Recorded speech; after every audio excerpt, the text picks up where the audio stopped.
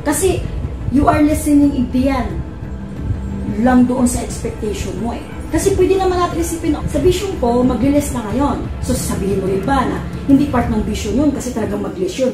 How you explain it? Kasi ako para sa akin yung mga taong hindi naniwala, hindi ko na po talaga pinoproblema yan.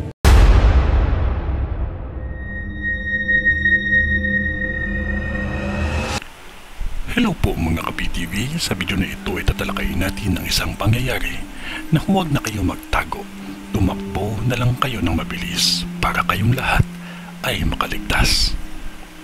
Pero kung ikaw ay hindi pa nakasubscribe sa aking channel, baka naman.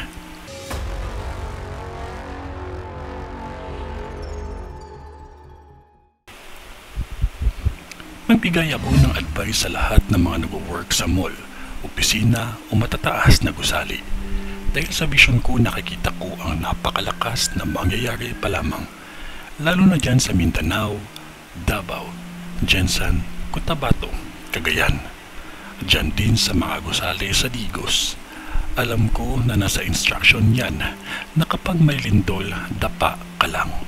Pero yung malakas, payo ko, huwag niyong gawin. Takbo na kayo palabas ng mall.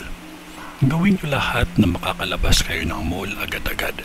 Dahil sa vision ko, nakikita ko na may mga namatay na nakatago sa ilalim ng mesa. Basta ang porma nila nakaupo, ang iba naipit. Lalo na kayo mga nagtatrabaho sa mall, dapat practice nyo ang tumakbo na mabilis, ngunit safe. Huwag na kayo magtago. Alam niyo kung bakit pag kayo nagtago sa kung saan-saan? Para maprotektahan ang ulo nyo, paano kung lahat yan ay guguho? Kaya advice ko, takbo lahat sa entrance na. Makakalabas kayo dahil sa labas may pag-asa na buhay kayo.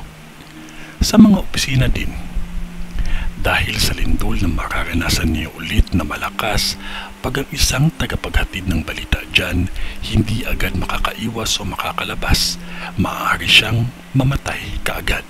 Kaya mag-ingat.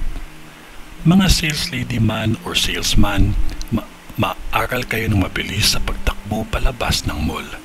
Bumili kayo ng sapatos na hindi madulas ang talampakan. Kahit mga taga-opisina, kahit mga pulis, takbo agad palabas. Mag-ingat at palaging magdasal.